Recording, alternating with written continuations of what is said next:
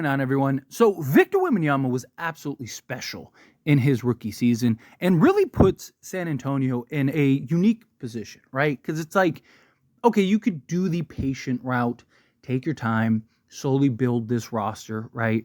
Victor Wembanyama, he's so young, you're going to have him, another 15, 20 years if all works out, right? But there is the incentive of, because he was so great, of maybe making little pushes and nudges to get guys that you might not get otherwise. Now, I'm not saying you go and you just dive into the pool, you just take whatever's available.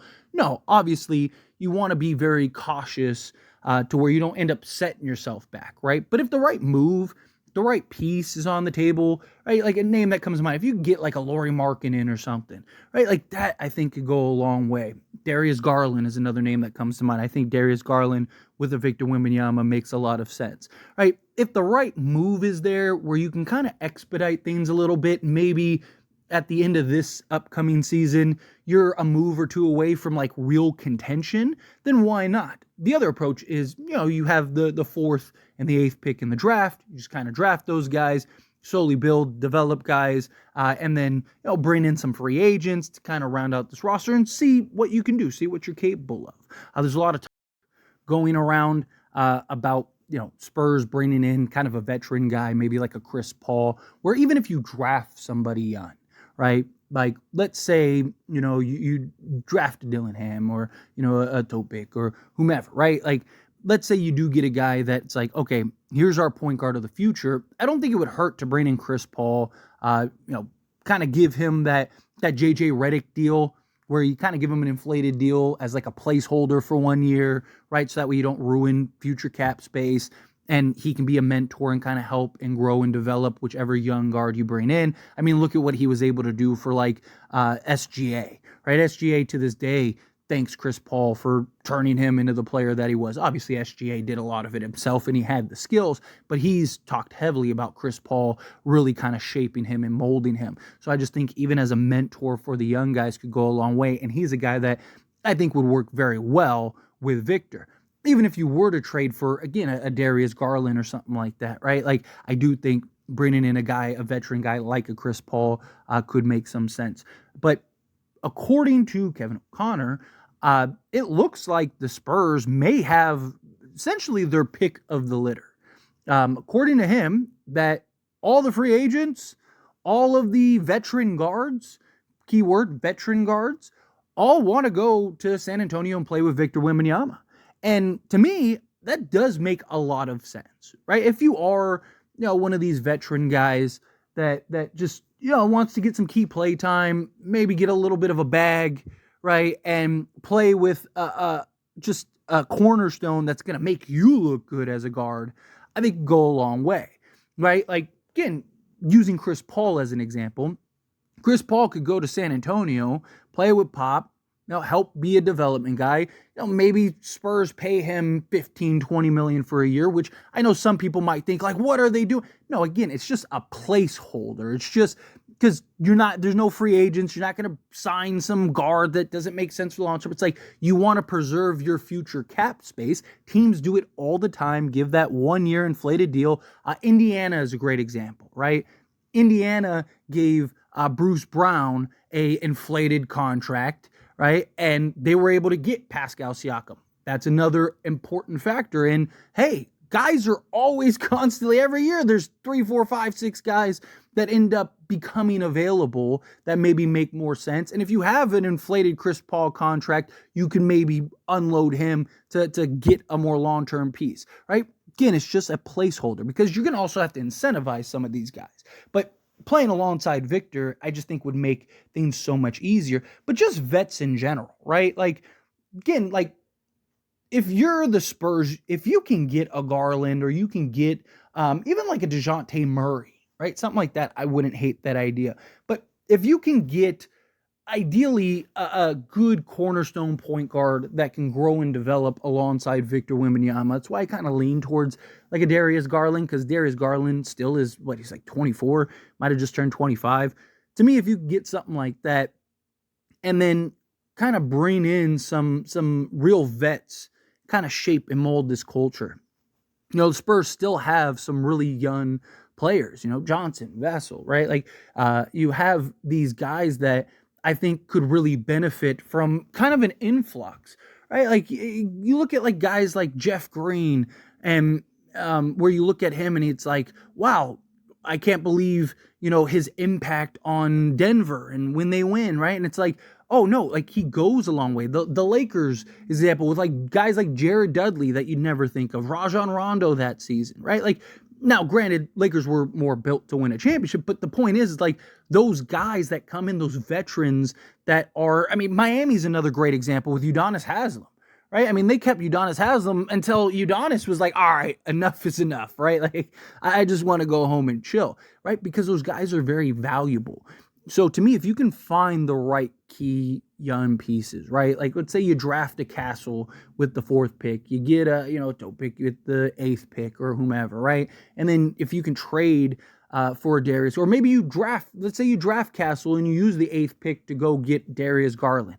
Now you have Darius Garland, you have Castle, right? Go Johnson or Vassell, and then have Victor Wembanyama, and then bring in one or two, maybe even several vets. You kind of give them a bit of an inflated contract if you want to preserve cap space, because that's the beauty of the Spurs. They have picks, they have financials, right? They have plenty of money. They have a lot of upside, and they are also going to have to start making some decisions on guys, right? Like, I would be shocked if half the guys that are on this roster are on the roster 5 years from now, right? Like, or even maybe potentially 3 years from now, right? Like Keldon Johnson and Devin Vassell, I think you're probably going to have to choose between one of them. I think one of them is going to go at some point, right? Especially if you're bringing in, let's say they do draft like a Castle or something. I just think at that point, you don't want to have too many cooks in the kitchen. So I got to imagine that they do something like that. Sohan, like, what do they do with him? Do they keep him? They were kind of running that like point forward, and it wasn't really working and looking well. So do they maybe unload him, or do they use him as like a key bench guy? Because they're also going to have to start paying guys as time goes on. Victor's going to end up getting a payday. But to me, it's like, I think you could use this to kind of lay the foundation. Like, you could start this season, again, laying the foundation, building the structure and framework going forward, bringing in some key vets that maybe for a year or two can really kind of help shape the young guys and help really shape this young core. And, and then by year 3, maybe year 4, you're really seeing strides. I mean, another great example is like the Houston Rockets, right? Like, kind of like what the Rockets did. Some of their moves I didn't really like. Like, I felt like they really overpaid for a lot of their veteran guys. And I wasn't really high on that. But again, I don't mind if you do that if it's on shorter deals, right? The thing is, like, they maxed out, like, Green was actually on a pretty good contract, but like Dylan Brooks and Fred Van Vliet and like all these guys, they just gave these like huge contracts to for like 3-4 years. And it's like, what are you doing? Like, to me, I'd like to see the Spurs maybe do something similar to Houston, but it's kind of more of like a short term. Like, we'll do kind of like Bruce Brown deals where, yeah, you're getting an inflated contract, which if we can find a move, if we can find a trade that works and makes sense, then we're going to unfortunately use you to trade, but you're getting paid. And if not, then we're going to keep you here to kind of help these young guys maybe make a playoff push or get into the play-in or something, start developing some experience. And, and then you have player or team options year 2 to where you can just cut guys if you want to, or you could just keep them, run it back, let all the money expire, and then maybe some free agents or something like that you want to go. But regardless, Victor Wembanyama, it's the whole if you build it, they will come type thing.